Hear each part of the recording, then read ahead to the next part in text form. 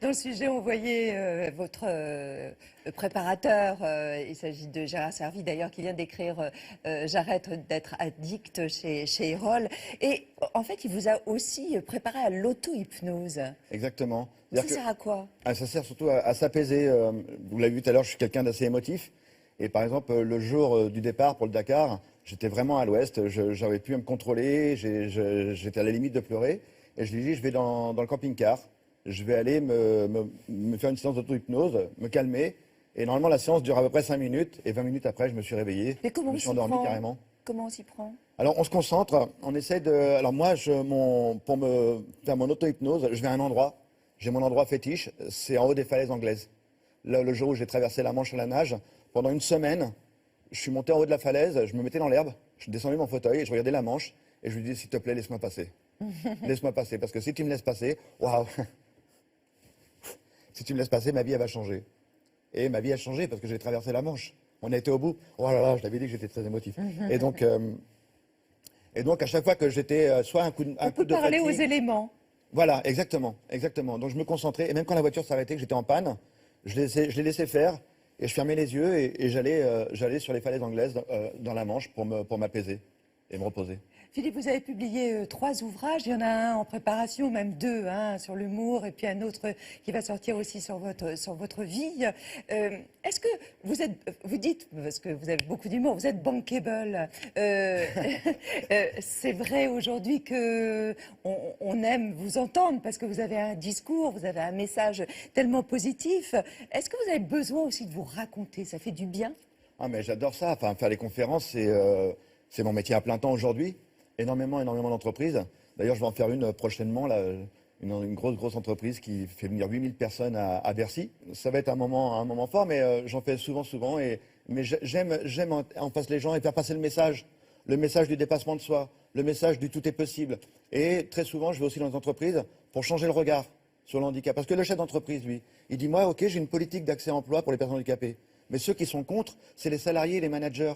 Parce qu'eux, ils n'ont pas encore été confrontés au handicap. Donc ils se disent, mais j'en fais quoi de ton truc? Excusez-moi de dire ça, mais j'en fais quoi? S'il est dans mon équipe, est-ce que je vais perdre des parts de marché? Est-ce que je vais être moins compétitif? Alors moi, je vais dans l'entreprise, j'explique un petit peu qu'une personne qui a été jusqu'à Bac+3, qui a eu la chance, qui a eu la chance d'aller à Bac+3 ou Bac+5 en France, et qui veut atteindre le monde de l'entreprise, elle attend qu'une seule chose. La chose qu'on m'a accordée, la confiance qu'elle mérite. Et après, elle va le faire le job. Et un travail. Exactement, exactement. Vous trouvez qu'en France, tout de même, le regard s'est transformé? Ça avance grâce à France Télévisions, le programme Téléthon, Cours Vestiaire, le Téléthon aussi. tous les films qui sortent au cinéma. Là, vous avez le film de Grand Corps Malade, vous avez de Rouillet d'Os, Intouchable. Voilà, toutes ces choses-là. Les JO, les Jeux Paralympiques. Les Jeux Paralympiques de Londres ont été un bouleversement, un changement extraordinaire. Parce que Rio a c'était un confirmé. vrai spectacle, un très beau spectacle. Exactement.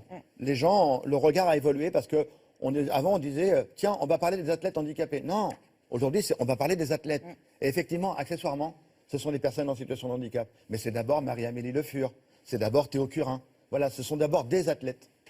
Quelle place vous accordez-vous à l'image, à votre apparence? Là, aujourd'hui, vous êtes hyper smart. C'est normal, venez vous voir. Au début, j'avais peur. Même quand j'allais à la plage avec les enfants, il fallait mettre un tas de serviettes sur moi, il fallait cacher les bras, il fallait cacher les jambes, il fallait que je me cache pour aller dans l'eau. Aujourd'hui, non, tout va bien, comme je l'ai dit tout à l'heure, j'ai accepté mon nouveau schéma corporel et j'ai appris que le regard est naturel. Le regard, c'est tout à fait normal. Même moi, quand quelqu'un est différent, je vais le regarder. Est-ce que je vais le regarder avec de la compassion? Est-ce que je vais le regarder avec de la curiosité? Enfin, franchement, j'ai tout vécu en termes de regard. Il y a des gens qui vous regardent avec curiosité, qui disent « Oh, mais il n'a pas de bras. Oh, mais il n'a pas de jambes non plus. » Et limite, ils viennent vous pousser, voir dans le dos s'il n'y a pas un truc différent aussi. Et racontez-moi l'anecdote de l'hôtel. Ça, c'était au Micro d'Or. Et j'avais enlevé mes prothèses et j'étais avec Susanna. Et Susanna a mis mes prothèses, exactement, ma chérie. Et elle m'a mis les prothèses derrière le rideau, dans la chambre d'hôtel. Donc, il dépassait que le pantalon et les pieds. Et on a un problème de chauffage. Et moi, je suis sur le lit sans mes prothèses.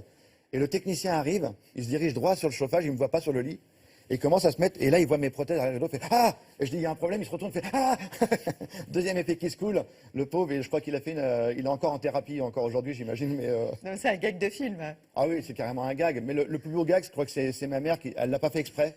Avant de partir au Dakar, elle a eu cette phrase d'une maman qui a peur, parce que son fils va partir au Dakar. Elle me dit, mon garçon, surtout, tu me reviens entier. Bah, je dis, maman, il va y avoir un petit problème quand même, ça va être un peu difficile.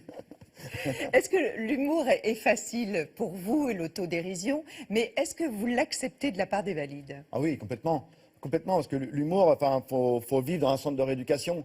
L'humour, d'abord, c'est un outil de résilience. C'est de l'humour noir. C'est de l'humour qui fait mal. Et qui fait mal et qui est percutant. Et après, moi, j'adore l'humour. Donc, j'aime en jouer. D'ailleurs, d'où le titre de mon prochain livre, Pas de bras, pas de chocolat. Parce que je vais traiter de l'humour et du handicap.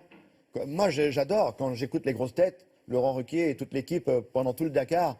Ils se sont moqués de moi, mais à un point. Mais des fois, c'est même les gens entre guillemets, dits en situation de valide, sont choqués en disant mais comment ils peuvent dire des choses Et vous, pareilles. jamais? Ah mais moi ça m'éclate total, mais j'adore ça. Le dessin de la traversée de la Manche, c'est Large qui a fait ce dessin. C'est un requin qui arrive en dessous de moi, je suis en train de nager sans bras et sans jambes, et le requin il regarde et il dit oh merde, c'est vraiment la crise.